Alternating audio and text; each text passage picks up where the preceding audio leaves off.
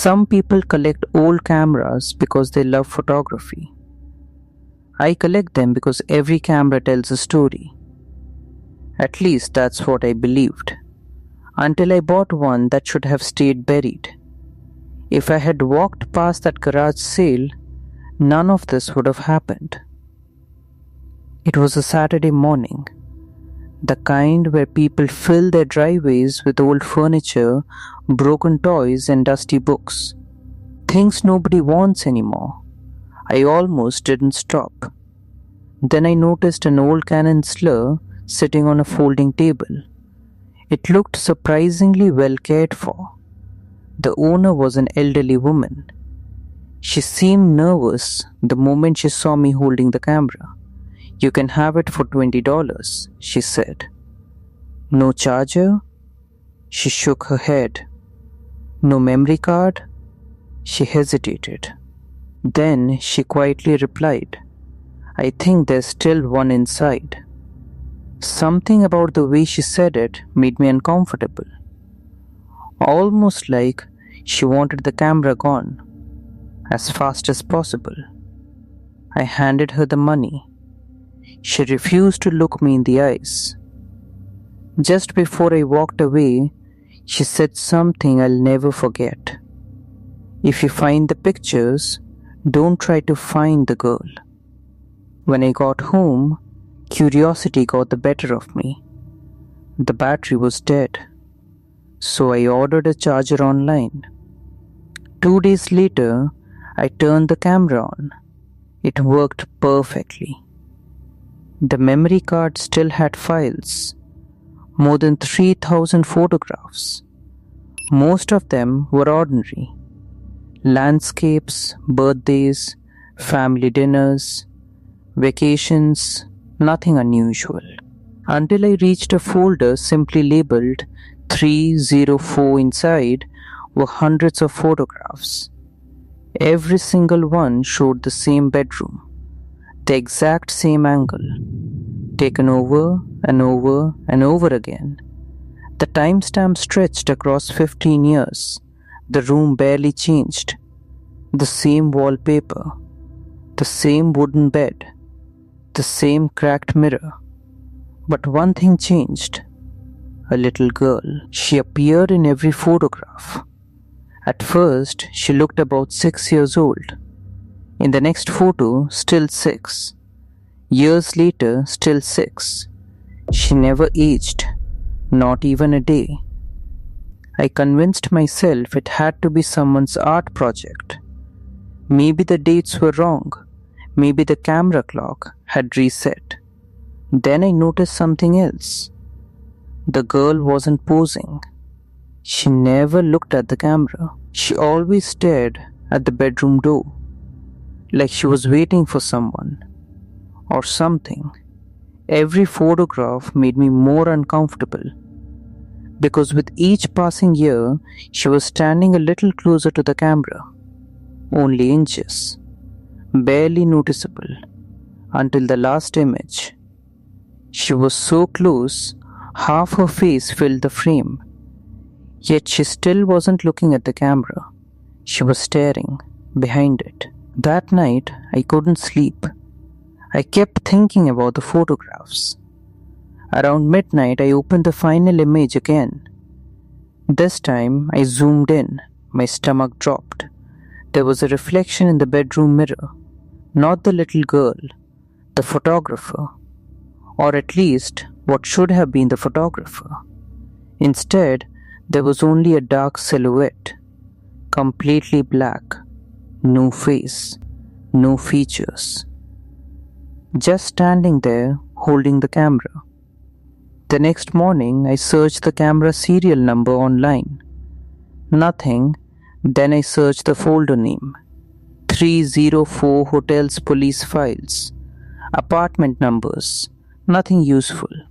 Until I found an old newspaper archive. The headline read, "Family vanishes from house 304 on Willow Creek Road." The date, 2004. My heart started racing. A couple and their 6-year-old daughter had disappeared without a trace. Police never found a suspect. The house remained abandoned. I looked back at the first photograph. The timestamp was 3 days after the family disappeared.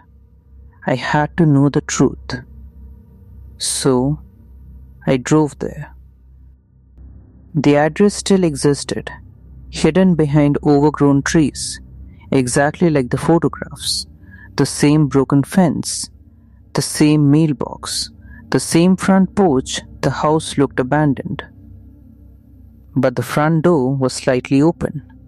I should have left. Instead, I walked inside. The smell of mold and damp wood filled the air. Everything was covered in dust, except the footprints, fresh footprints, leading upstairs. Toward the bedroom, the room looked exactly like the photographs.